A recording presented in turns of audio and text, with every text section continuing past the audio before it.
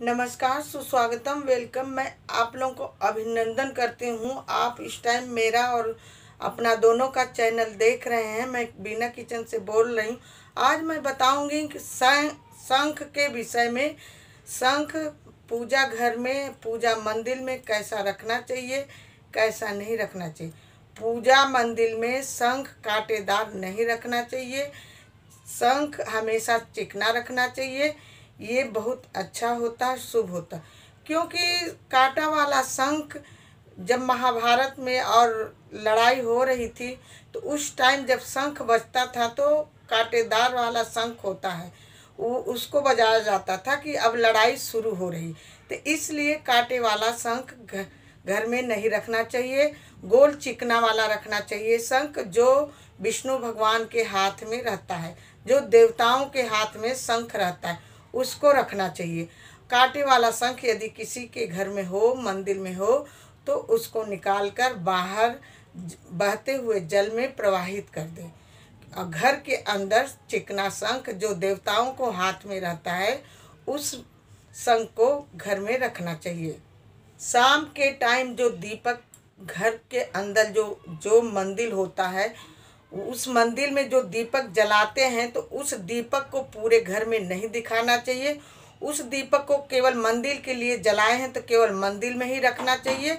अलग से दीपक जला करके पूरे घर में दिखाना चाहिए और तुलसी जी के पास रखना चाहिए। क्योंकि ये करने से हमारे घर में शाम को दीपक जलाने से और घर में लक्ष्मी जी की वास होती है, लक्ष्मी जी का आगमन होता है और हमारे घर में बरकत होती है। मंदिर में भोग लगाने के लिए यदि किसी दिन फल घर में ना हो तो परेशान नहीं होना चाहिए। मिश्री से, गुड़ से, चीनी से भोग लगाना चाहिए। और भाव के भगवान भूखे होते हैं, ये नहीं कि खूब अच्छा फल से ही भोग लगा दे और भाव बिना भाव का। तो भगवान भाव के भूखे होते हैं। आपके घर में जो हो, मिश्री हो, मिश्री से लगाओ, दूध से लगाओ, मक्खन से लगाओ। और ये नहीं है कि बहुत ज़्यादा फल हो तभी हम भगवान को भोग लगाएं। हाँ, ठाकुर जी घर में हो तो उनको डेली नहलाना चाहिए और भोग लगाना चाहिए, जो कि घर का बना हुआ खाना होना चाहिए, उसमें लहसुन प्याज नहीं होना चाहिए। तो ठाकुर जी को भोग रोज डेली नहला के लगाना जरूरी होता है।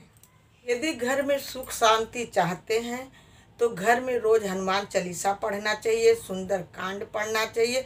सुंदर कांड पढ़ते टाइम एक दीपक देसी घी का जला लेना चाहिए, उसको साक्षी मानकर सुंदर कांड पढ़ना चाहिए। क्योंकि कोई सुनने वाला नहीं होता तो हम जो सुंदर कांड पढ़ते हैं तो वो दीपक हमारा सुनता है। जो दीपक सुन के भगवान तक हमारे पहुंचाने की मदद करते हैं।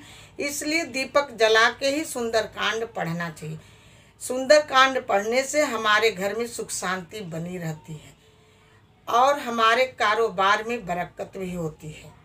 भगवान को भोग लगाते टाइम एक बात का खास ध्यान देना चाहिए कि भोग लगाने से पहले घंटी बजा लेना चाहिए, तब मंदिर में साफ सफाई करके भोग लगाना चाहिए। अब भोग लगाकर तुरंत नहीं उठा लेना चाहिए, कुछ देर छोड़ देना चाहिए और भोग लगाने के बाद पानी का आचमन दे देना चाहिए।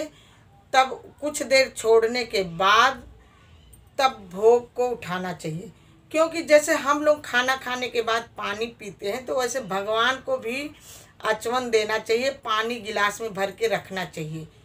तो भोग लगाने के बाद कदापि कभी उठाना नहीं चाहिए, तुरंत थोड़ी देर के बाद उठाना चाहिए। उसको प्रसाद के रूप में ग्रहण कर